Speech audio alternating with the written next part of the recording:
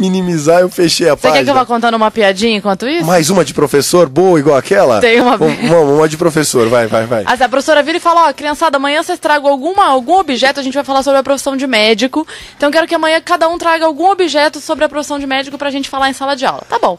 Aí chega no dia seguinte, a Mariazinha fofa, sempre a Mariazinha é uma fofa. Tem que ter. Leva e fala assim, professor, eu trouxe... O que é? O que é isso, Mariazinha? É um termômetro. Ah, que legal. De quem que é? Da minha mãe. E o que ela falou? Ah, ela falou que isso aqui serve pra medir a temperatura da pessoa, saber se ela tá com febre ou não. Ah, bacana. O Pedrinho, o que você trouxe? Ah, eu trouxe um bisturi. Bacana, de quem é? Do meu padrinho, ele é médico. Ah, que legal. O que ele falou? Ah, que isso aqui serve pra operar a pessoa. Bacana. Joãozinho. Aí vem o Joãozinho. Lá vem. E aí, Joãozinho, o que você trouxe? Ah, eu trouxe uma bolsa de ar. Ah, bacana, Joãozinho. E de quem que é? Ah, é da minha avó. E o que ela falou pra você? Devolve! Muito boa, eu gostei dessa, gostei. Melhor que a outra, viu, Cris? Vamos lá, 10h30. Você gosta de maldade com a avó do Joãozinho. Eu queria mandar um abraço.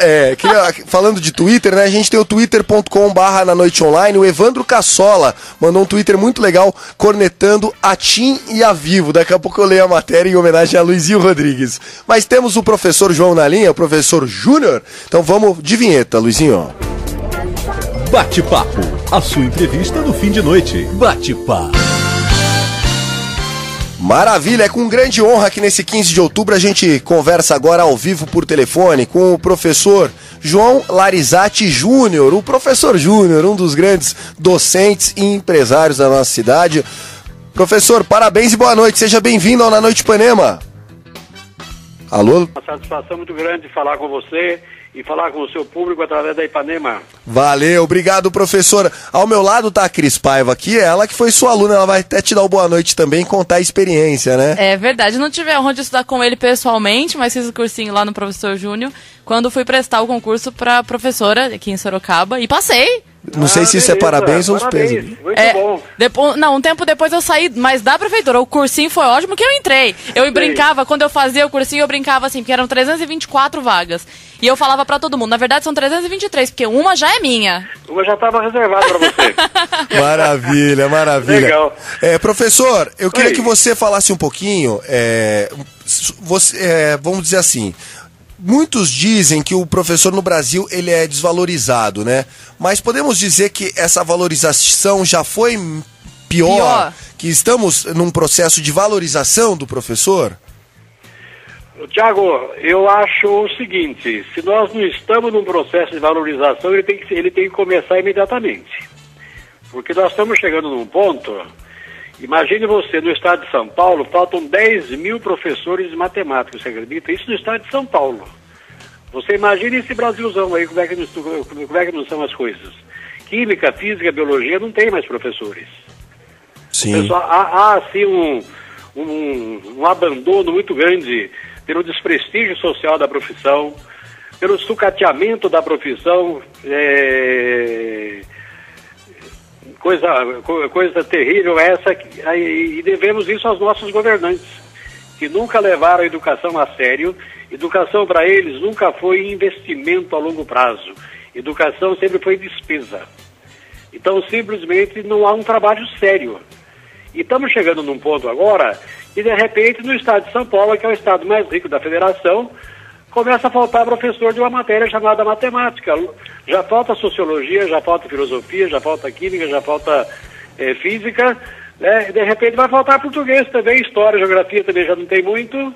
Então eu tenho a impressão de que nós estamos aí chegando numa encruzilhada, ou nós voltamos, ou a coisa vai ficar realmente terrível em termos de educação no país. E falta professor mesmo, principalmente na cidade de São Paulo, falta muito, porque na verdade o salário do professor é menor do que o aluguel praticado na cidade. Ele não tem como morar. É verdade, né? Simplesmente hoje eu, por exemplo, trabalho muito com concurso público, né? E a gente está assistindo que qualquer emprego de segundo grau aí ganha mais do que um professor que é de nível superior. Sim. Mas ganha mais assim, você pega o salário do judiciário, por exemplo, né, o professor com nível superior ganha 2.200, né? O escrevente que é segundo grau ganha 4.000. O dobro, e aí compensa o cara estudar para passar nesse, né? Isso é desprestígio social, é falta de investimento, é falta de de seriedade em trabalhar a educação no país, não tenha dúvida. É verdade. Professor, eu queria fazer uma outra pergunta.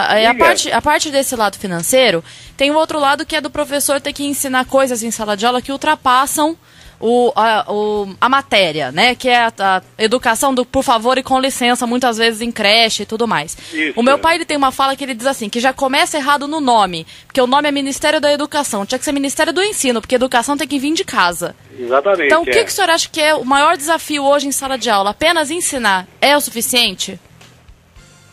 É o seguinte, o trabalho do professor de ensinar, de passar conhecimento científico, ele fica hoje num plano que ele disputa com outras obrigações que o professor tem que cumprir. Por exemplo, você falou muito bem que educação tem que vir de casa, mas hoje em dia nós temos aí uma permissividade social muito grande. Muitos pais não sabem como educar os filhos, como segurar os filhos, como dar para os filhos padrões de ética, padrão de moral. Então, muitas vezes, é o professor que vai ter que substituir isso aí, vai ajudar na formação familiar, né? E ao lado disso, ao lado dessa ajuda que o professor tem que dar sobre esse aspecto moral, ele tem que instigar o aluno à curiosidade, a levá-lo a pesquisar, a ensiná-lo a ler o seu tempo, a ler o mundo, né, e não ficar apenas no ensino puro e simples daquela matéria, né? Ele tem que transcender isso aí de duas maneiras, na minha visão. Ajudar na formação moral da personalidade e abrir a visão do aluno para o mundo, para o universo. Eu acho que isso é de uma importância assim, fundamental. Maravilha, conversando com a gente hoje o professor João Larizati Júnior, o professor Júnior. Professor, você teve a sua história profissional na área, lecionando qual matéria? Qual foi a primeira matéria que o senhor lecionou? A minha matéria, eu sempre fui de língua portuguesa. Eu me formei em português, né? Dei muito tempo aula de gramática, e daí depois eu passei e me especializei em literatura e redação. Tanto que os meus cursos, inclusive, começaram com redação. Que legal. Inclusive, a gente tem aqui o Diniz falando com a gente. Tá. Ele participa aqui do programa, ele tem um quadro e ele mandou aqui pra gente assim. Eu devo muito ao professor Júnior, porque tudo que eu conquistei na vida foi escrevendo, é minha profissão, eu vivo disso. E eu aprimorei minha escrita com o professor Júnior, por quem eu sou extremamente grato. Sujeito de caráter incrível. O Diniz, o Marcelo, você está falando do Marcelo Isso, Luiz, do isso. Marcelo Luiz, né? Exatamente. O Luiz Marcelo Do Luiz Diniz. Marcelo. Isso. O Luiz foi meu aluno no Objetivo, né? Sempre foi um aluno brilhante e hoje é um grande amigo. E já naquela época ele despontava assim como alguém que iria escrever bem, iria se dar bem aí nessa parte aí de redação, de publicidade, e agora também até de radialista também, né? Com certeza, com certeza. Marcelo é um grande amigo, viu? Que bom. Um grande amigo e um dos grandes alunos que eu tive, né? Eu tive a felicidade, eu sempre digo que eu tive a felicidade de ter grandes alunos, que depois que foram alunos, estão sendo grandes cidadãos, né? Gente que coopera socialmente para a oxigenação da sociedade, gente que está sempre disponível para ajudar os outros, gente que está sempre brilhando de alguma forma, e nem sempre no aspecto material, mas muitas vezes no aspecto moral, no aspecto espiritual, que também não pode ser desprezado de jeito nenhum. De jeito nenhum. Professor, e eu fiz a primeira pergunta, eu sabia que o senhor tinha iniciado na gramática, porque a segunda pergunta ia ser a seguinte: como é que é para um professor como o senhor, há tantos anos na praça, vendo agora a adolescência e a juventude hoje escrevendo casa com K, e essas barbaridades... Esse internetês maldito. Como é que o senhor está encarando isso? Corremos o risco de, daqui a 20 anos, ninguém saber mais escrever. Tiago, é o seguinte, a língua vamos dizer assim, ela é viva, ela se transforma constantemente, certo? E, claro, nós já temos aí mudanças gramaticais, mudanças na gramática, de regência, de concordância, uma série de coisas, né? E a internet hoje está trazendo muita mudança na ortografia. Pode ser que amanhã ou depois, mas esse amanhã ou depois, vamos pôr aí 50, 60, 70, 100 anos, né? Em virtude até das novas transformações que a eletrônica vai trazer, de repente realmente mudem as coisas, né? Nós temos que estar preparados né, ou as gerações futuras, né, para ver casa escrita com K, de repente... O você virar VC só, né? O VC. De repente um K e com Z no fim, né? Porque hoje em dia a mudança ela é muito grande e hoje se faz tudo na base do minimalismo, né? Então o porquê virou PQ, né? Amizade virou AMZ, né? Tudo vai sendo sintetizado, né? E a minha esperança de que cada um saiba o cada porquê, pra que serve, já foi pro espaço, que eu já desisti já. Porque junto, verdade, porque separado. Não, hoje tinha gente perguntando na internet, aproveitando que é dia do professor, alguém me explica os 4 porquês? Aí eu expliquei pra galera os 4 porquês, senão, gente, pelo amor de Deus, vão aprender aí. E o pessoal se confunde mesmo, né? Com certeza. E é interessante o seguinte... Novas formas de falar vão entrando no idioma e daqui a algum tempo vão figurar na gramática, no dicionário, né? Sempre se falou em namorar alguém, hoje se fala namorar com alguém, né? É verdade. E já está pegando. Por quê? Porque as novelas falam assim, a televisão fala assim, vira modismo, e todo mundo acha que é chique. E quem não conhece gramática, acha que é o correto. E aí o errado vai virar o certo, ainda bem que a gramática ela é um tanto quanto lenta, ela é marcha lenta, e o dicionário é mais marcha lenta ainda. Então pode segurar um pouco esse avanço aí, essa tempestade de mudanças que vem vindo aí pela frente. É verdade. Maravilha. Professor, como que foi a iniciativa de abrir a rede Professor Júnior? O salário era baixo e aí você precisou correr atrás? Você sabe que eu fui professor de Estado por volta de 1972. Aí eu abandonei o Estado e falei, eu não quero mais, eu vou fazer outra coisa. Aí eu fui para a escola particular. E na escola particular foi que eu percebi que eu tinha campo, né, para fazer alguma coisa minha mesmo. Eu comecei aqui no Objetivo, né, aliás, quando eu comecei a minha escola, eu dava aula no Objetivo, dava aula de redação e dava aula de literatura também.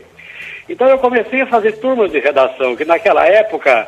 a redação passou a ficar muito importante no vestibular. Então, de certa forma, eu tinha a faca e o queijo na mão, e eu tinha alunos de todas as escolas, né? Do Objetivo, do Ângulo, do Estadão, todo mundo que ia fazer vestibular fazia redação, e muitos vinham fazer comigo.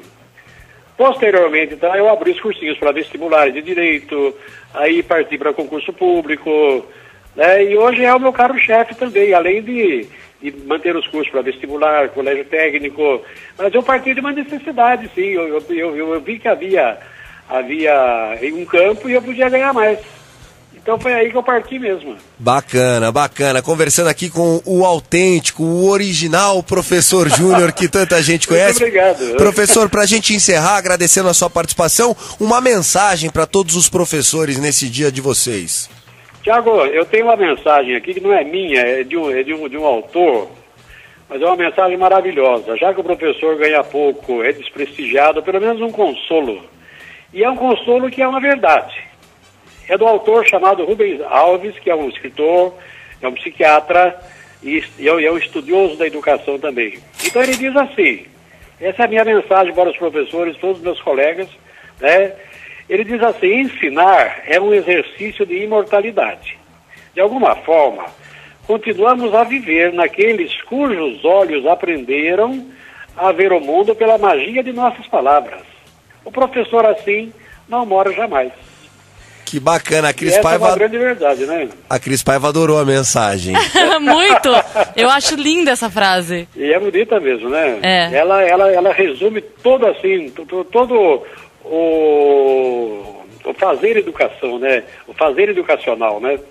Bacana. Professor, obrigado, parabéns pelo seu dia, viu? Eu agradeço a oportunidade, né? Me despeço de vocês todos aí com um abraço e muito contente por ter participado do programa. Nós que Feliz dia do professor. Muito obrigado. Pra você e pra toda a sua equipe. E obrigado porque hoje eu posso ser desejada um dia do professor pra mim também. Isso, Por sua culpa. Parabéns a você também, então. Não sabe se é parabéns ou meus pêsames. Exato. Eu vi o Luiz Marcelo dando os parabéns pro Thiago, que é professor dele de rádio, né? Então, ótimo também, velho. Não, eu dei aula. Professor, tá tudo em casa.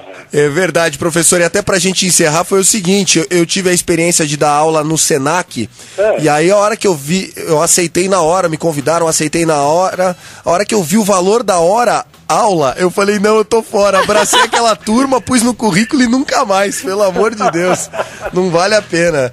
Mas obrigado, viu, professor? Um abraço. Disponha, sempre que você precisar, quiser, eu tô à disposição de vocês. Maravilha, maravilha. Bacana, bacana. Luizinho Rodrigues, vamos de vinhetinha, bate um fio pra falar com o nosso ouvinte, pode ser? Vamos lá, 10 horas e 44 minutos, dia do professor é assim, correria total. É bagunça igual sala de aula. E agora o ouvinte tá na linha.